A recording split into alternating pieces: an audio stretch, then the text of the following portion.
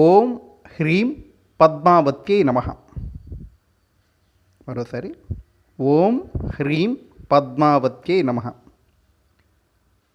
ఈ మంత్రాన్ని మకర రాశి వారు, మకర లగ్నం వారు 108 సార్లు ఏకాసనం మీద కూర్చొని చక్కగా జపించి అరటిపండు కానీ ఆవుపాలు కానీ నివేదించి మంచి ఫలితాన్ని పొందొచ్చు. పద్మావతి అంటే ఎవరు? లక్ష్మీదేవే. అందుకనే ఆ నామాన్ని జపించుకోవాలి. రేపటి వీడియోలో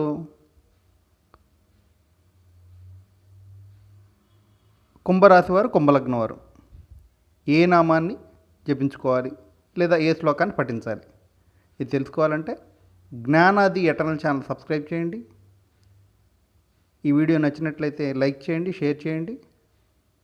మీ అమూల్యమైన అభిప్రాయాన్ని తెలియజేయడానికి కామెంట్ బాక్స్ యూజ్ చేయండి.